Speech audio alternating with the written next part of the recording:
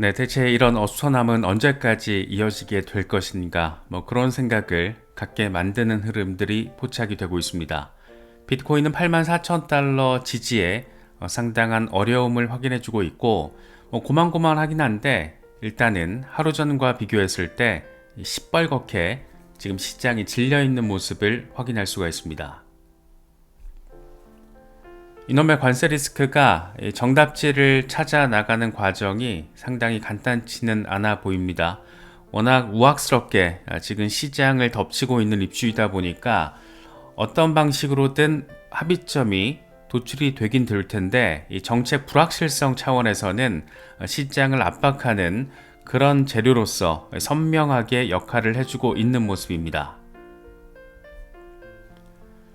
미중 관세 전쟁이 이렇게 시장을 압박하면서 증시도 그렇고 암호화폐 시장도 그렇고 어느 정도 눈치 보기 국면에 진입한 게 아닌가 그렇게도 표현할 수 있을 것 같습니다.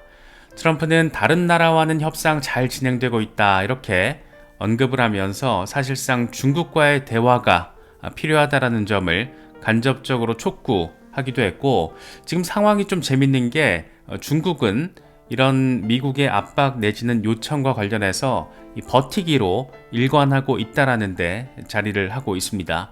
이 백악관 대변인 같은 경우에도 공은 중국 코트에 있다. 중국은 우리와 협상을 해야 한다. 중국은 우리가 가진 것, 모든 나라가 원하는 것, 즉 미국 소비자를 원한다라고 이야기를 하고 있습니다. 워낙 상황 자체가 극하게 극단으로 흘러가는 모습도 포착이 되다 보니까 이게 언제 또 어떤 방식으로 합의점 비슷한 무언가를 끌어낼 수 있을지 주목되고 있는 그런 상황입니다. 분석가 댄 크립토 트레이드는 이렇게 얘기를 합니다. 보유기간이 일주일에서 1개월인 홀더의 BTC 보유 비율은 과거 사이클에 비해서 현저히 낮은 수준이다. 높은 금리로 인한 유동성 부족, 현물 ETF 승인 이후 기관 투자자 중심의 시장 구조 재편 등의 영향이다. 과거 사이클 때와 환경이 다르기 때문에 이번 사이클은 과거와 같은 급격한 상승 또는 하락 패턴을 따르지 않을 수 있다. 가격 펌핑을 기다리기보다는 인내심을 유지해야 될 그럴 때이다 라고 이야기를 하고 있습니다. 참 어렵죠. 이 인내심이라는 게 결국에는 시간의 힘을 인정하고 시간 앞에서 겸손해야 한다는 것을 의미한다라고 저는 생각하는데 인내심을 유지해야 될 그런 상황에 우리가 조금 막연하게 놓여 있다 이렇게도 표현할 수 있지 않을까 생각됩니다. 비트와이즈의 맷 호건 이렇게 얘기를 해요. 비트코인은 2011년 1달러를 돌파한 뒤에 시장 조정기에는 주식시장보다 나은 상승률을 보인 적이 없지만 이번에는 가능성이 있다라고 생각한다. 아직 조정세가 끝나지 않았을 수 있지만 최근 하락에서 놀라운 회복력을 보였다. 전략준비금이 논의되면서 관세 문제 역시 비트코인에는 강세를 가져올 가능성이 있다. 지금 우리를 심란하게 만들고 다소 짜증나게 만들고 있는 이 관세 이슈가 지나고 나면 오히려 비트코인에는 강세를 가져올 가능성이 있는 그런 재료로 바뀔 수 있다라는 그런 점을 이야기를 하고 있습니다. 이게 사실 그냥 나온 멘트라고 보기는 어려운 게 보 하인스, 이 백악관 암호화폐 자문위원장이 나름의 힌트를 제시했기 때문입니다. 우리는 가능한 많은 비트코인을 확보하고 싶다. 세금을 투입하지 않으면서 예산 중립적 방식으로 우리는 비트코인을 확보해야만 한다. 관세 수익을 활용해서 비트코인을 매입하는 방안을 추진할 수도 있다. 이를 위해서 유능한 인재들이 해결책을 고심하고 있다. 트럼프 행정부는 모든 가능성을 열어두고 있으며 작은 기회나 가능성도 놓치지 않을 것이다 라고 이야기를 하면서 예산 중립적인 방식, 이 세금을 납세자들의 세금을 활용하지 않고 비트코인을 추가 매수할 수 있는 그런 방안과 관련해서 관세 수익 역시 활용할 수 있다. 이에 대해서 지금 해결책을 고심하고 있다. 이렇게까지 이야기를 하면서 어쩌면 조금 더 시간이 지난 뒤에는 이 관세 리스크가 호재성 재료로도 탈바꿈할 수도 있지 않을까 그런 기대감이 지금 백악관 발로 나온 상황이기도 합니다. 캡틴 파이빅 비트코인 일간 차트입니다. 하락세기 저항 돌파 테스트가 확정됐다. 다음 목표는 10만 8천 달러 부근으로 지금 표시를 해놨습니다. 여기서 조금 빠지면서 8만 달러 초반까지 리테스트 가능성도 있지만 어쨌든 저항선 뚫고 이 저항선을 지지라인으로 온전하게 전환시키는 그런 모습만 확보된다라면 이제 추가적인 추세 전환 양상을 바라볼 수 있다라는 점을 강조하고 있다라고 바라볼 수가 있을 것 같습니다. 애슈크립토, 오늘 누군가가 비트코인 1,500개를 매수했다. 1억 2,700만 달러 규모다. 개미들이 패닉에 빠진 동안 고래들이 저가 매수에 다시 나선 모습이다라고 이야기를 하고 있습니다.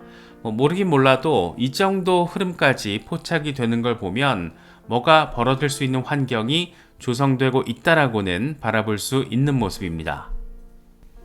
비트코인 강세 흐름이 지금의 상황이 2017년 강세장의 흐름과 패턴적으로 상당히 유사하다라는 점, 이 3데이 차트를 통해서 우리가 느낄 수가 있습니다.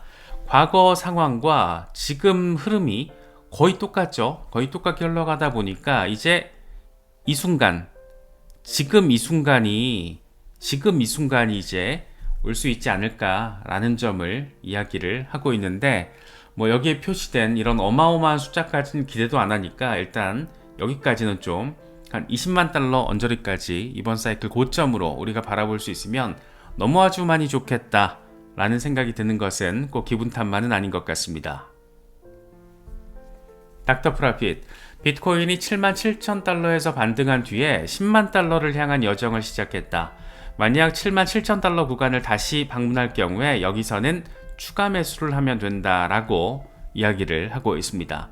사실 이 정도 멘탈은 돼야지 우리가 이 급격한 변동성의 최고봉을 자랑하는 암호화폐 시장에서 나름 이렇게 편안하게 버틸 수 있지 않을까, 그런 생각도 개인적으로는 들더라고요. XRP 얘기를 하지 않을 순 없을 것 같습니다. 일단은 2.1달러 지지에도 지지받을까 말까 상당한 지금 어려움이 포착이 되고 있는데, 이건 지금 시장 전반적인 흐름에 영향을 받는 거다 보니까 크게 우리가 멘탈이 흔들릴 그런 상황은 아니지만, 기본적으로는 2달러 위에서는 좀 안정화됐으면 좋겠다, 그런 소망이 생기는 건 또 어쩔 수 없는 것 같습니다. 암호화폐 리서치 플랫폼 카이코는 XRP 현물 ETF가 우선적으로 승인될 가능성에 대해서 이야기를 하고 있습니다. XRP는 다른 암호화폐보다 다음 현물 ETF로 승인 가능성이 높은 편이다. XRP 관련 ETF는 총 10건이 신청돼서 선두를 유지하고 있다. 주요 거래소에서 오더북상 시장가 1% 범위 내에 있는 매수 매도 주문 총액인 이 마켓 뎁스도 가장 큰 수준을 기록하고 있다.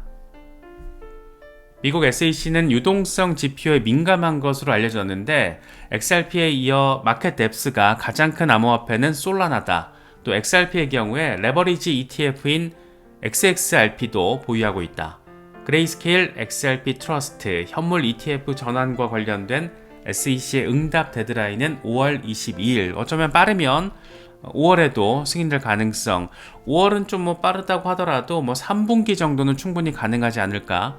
그런 생각은 암호화폐 커뮤니티에서 나오는 얘기가 아니고 전반적인 월가의 관측도 한 3분기 어느 시점 정도에 많이 방점이 찍혀 있는 것 같습니다.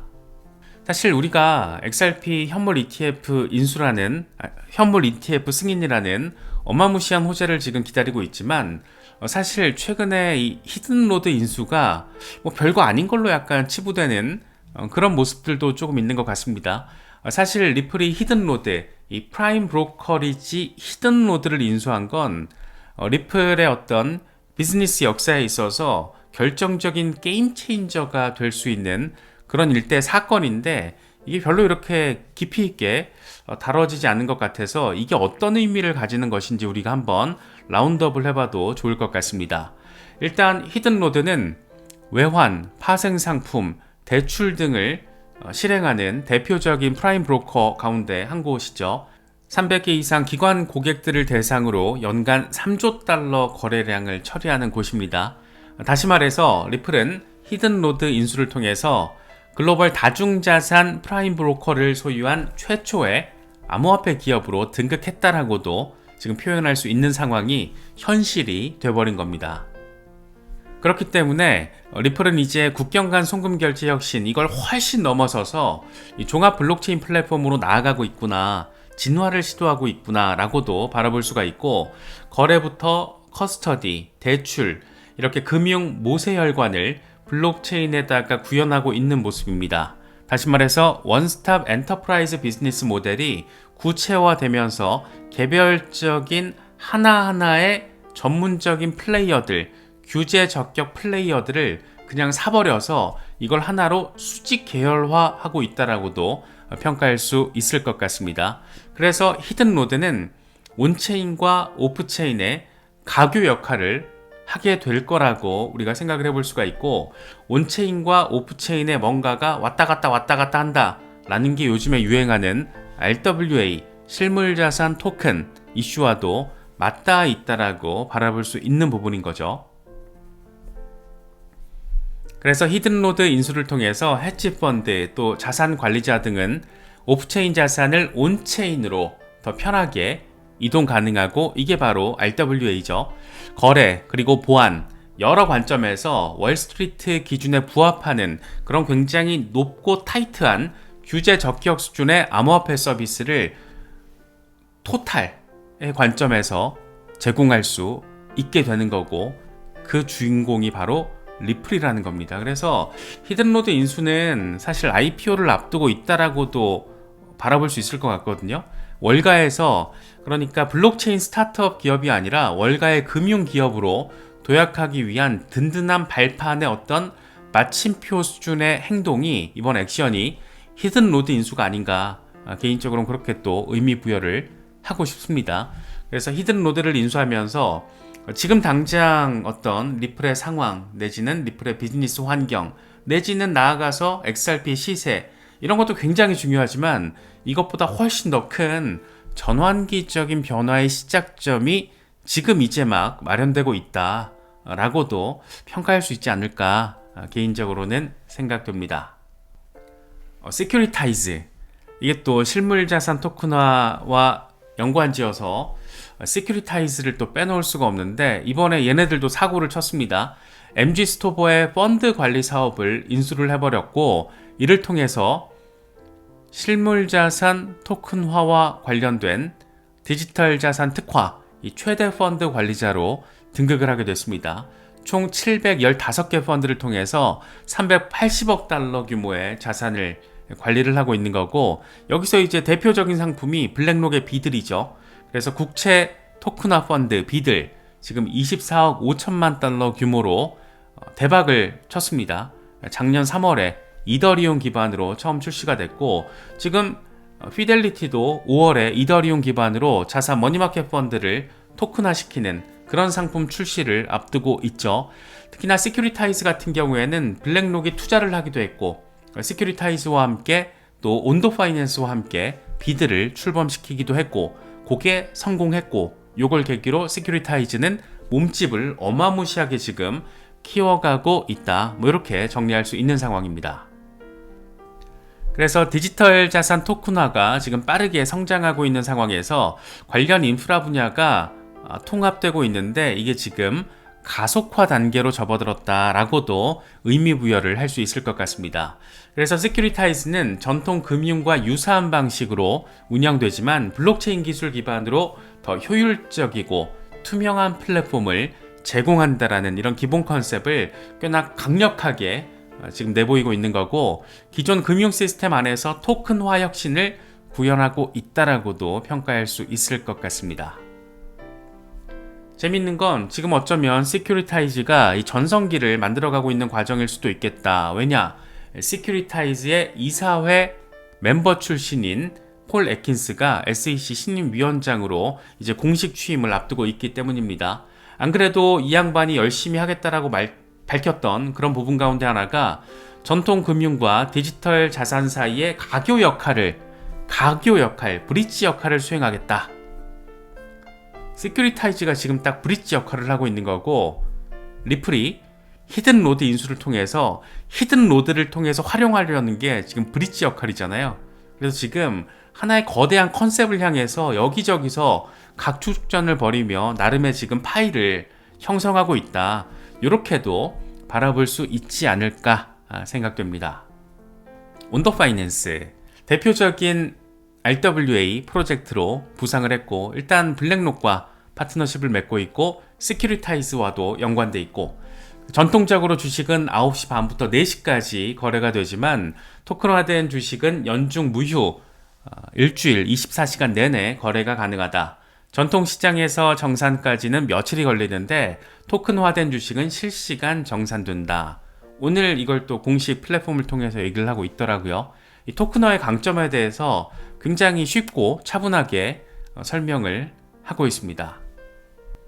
크립토 구스는 토탈 RWA 밸류 상황을 놓고 보면 거대한 RWA 서머가 다가오는 것 같다. 이건 이더리움에 있어서 분명한 강세 신호다라고 이야기를 하고 있습니다. 여기서 거대한 RWA 서머라는 것은 어쩌면 여름 언저리쯤에 알트 시즌에 대한 기대감 지금 굉장히 커지고 있는 그런 상황인데, 이번 알트 시즌의 주인공이 RWA 테마가 될 수 있다라는 그런 뉘앙스를 지금 깔고 있다라고 바라볼 수 있는 거죠. 가장 규모가 크게 빡세게 RWA가 지금 형성되어 있는 플랫폼이 이더리움이고, 이더리움이 치고 나가야 알트 시즌의 포문이 열리는 거기 때문에 이더리움과 RWA 그리고 RWA와 관련된 여러 가지 지금 온더 파이낸스, 시큐리타이즈, 리플까지 이런 부분들이 하나의 맥락으로 연결되어 있다는 것도 한번 체크하시면서 리서치를 하시면 분명히 도움이 될 수 있지 않을까 생각됩니다. M2 통화량 급증과 비트코인의 반등 가능성에 대한 이야기가 많잖아요. 먼저 오른쪽은 지금 M2가 폭등 상황인데 비트코인 시세를 보니까 이제 곧 따라가겠다. 통상적으로 8주에서 12주 정도 사이에 어떤 갭이 있는데 이제 따라갈 때 됐다라는 얘기를 하고 있는 거고, 왼쪽에 있는 거는 중국, 미국, 유럽에서 보면 지금 M2가 고개를 쳐들었어. 과거와 비교했을 때 이제 유동성 확장기로 가는 거야, 피보팅 되는 거야 라는 기대감을 보여주는 차트입니다. 아직 시간이 조금 걸릴 수 있고, 무엇보다 관세 이슈가 지금 여전한 시장의 압력 요인으로 역할을 하고 있는데, 이런 어수선한 상황들이 어느 정도 정리가 되고 나면 충분히 위험자산 시장에는 도움되는 상황으로 이어질 수 있지 않을까, 그런 기대감 정도는 가질 수 있을 것 같고, 그렇기 때문에 지금 어수선하다, 답답하다 라고 멍 때리고 있기보다는 하나하나 관련 테마들, 프로젝트들, 리서치에 조금 더 시간을 투입하는 게 생산적인 시간에 대한 인내가 되지 않을까, 그런 생각이 들기도 합니다. 여러 가지 소식들 잘 참고하실 수 있으면 좋겠습니다.